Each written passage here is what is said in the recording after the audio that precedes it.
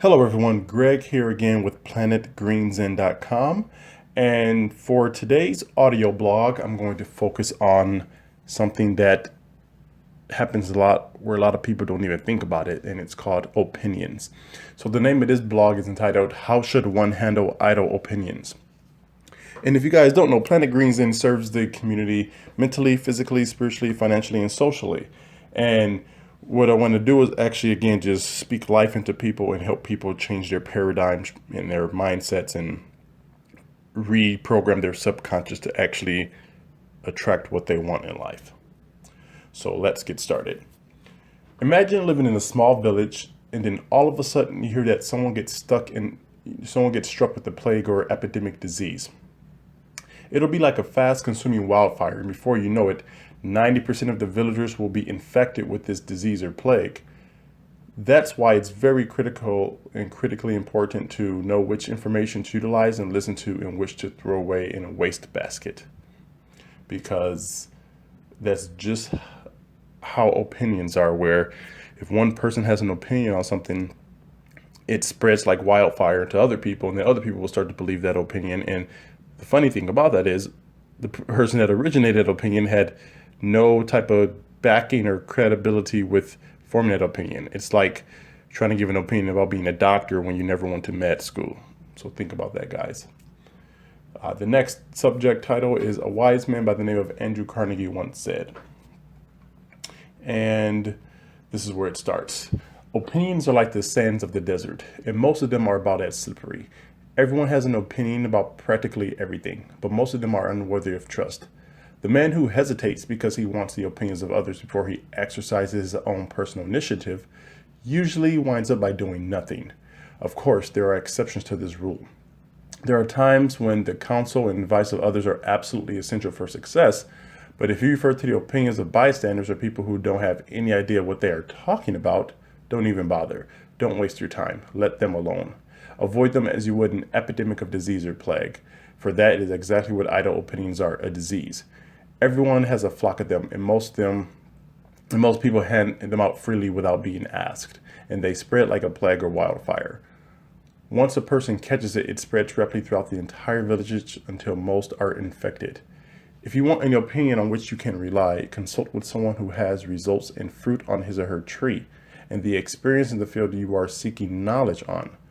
Avoid free opinions because they are worth exactly what one pays for them. You will have your turn with those free opinion people who discourage you from pursuing life outside of the typical box. You will hear them say things like, you can't do it, it's not worth it, it can't be done, I've tried it before and it didn't work, it's a cult or scam, because they have typically failed to use their own personal initiatives. And I believe that's very powerful because, again, most people, when they seek opinions of people who are not credited to give that type of opinion, they end up by listening to the person, again, who does not have the results that they want in life, and they end up not doing anything. So you want to really keep that in mind. The above statement is very powerful, may need to be reread about 3 times daily. Most people seek out advice from others who aren't qualified to give out information. And with us living in the digital age, it can be very dangerous to get caught up in the electronic quote unquote noise or disinformation that is floating around in cyberspace. The next category is, how does one handle idle opinions? If you are in a situation where you have people dishing out free opinions when it comes to you thinking outside of the box, you may want to ask them in a non-threatening or violent way, but in a calming, soothing, firm voice, the below questions. Question 1. What specifically qualifies you to be able to give out a professional opinion on this subject or matter? Question 2. What are you doing at this present moment in time to create financial independence for yourself over the next 5 to 10 years? Question number 3. If you continue with the exact same lifestyle you are currently living today without making any changes, you will still be in the same hamster wheel spinning away, going nowhere. I guess that's more of like a statement than a question, but will you still be in the same, I guess you can form that as a question. So will you still be in the same hamster wheel spinning around, going nowhere?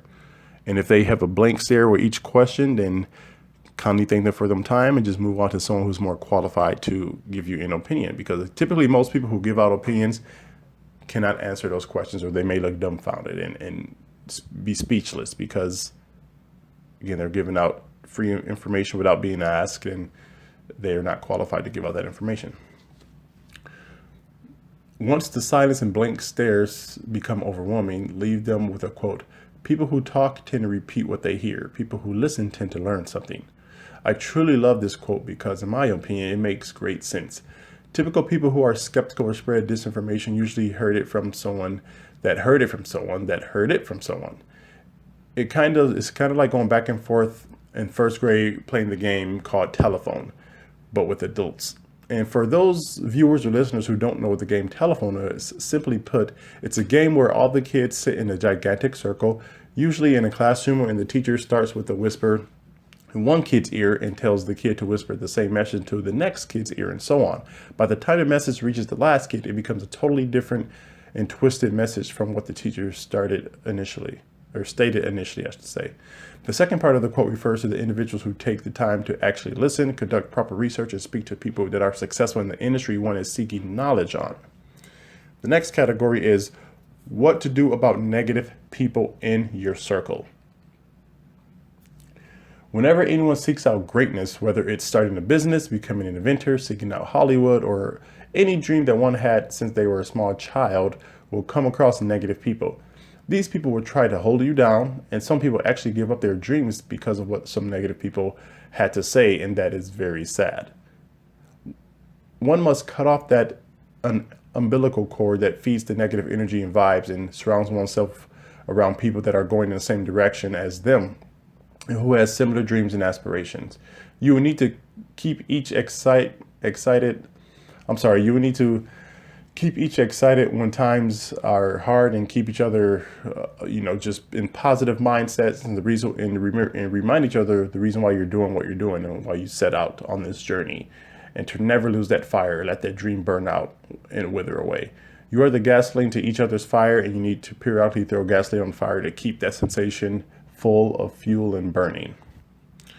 And what should the takeaway be from all this?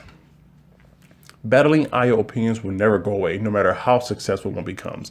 Learning to combat idle opinions and not take them to heart will be the key to staying positive and pushing forward.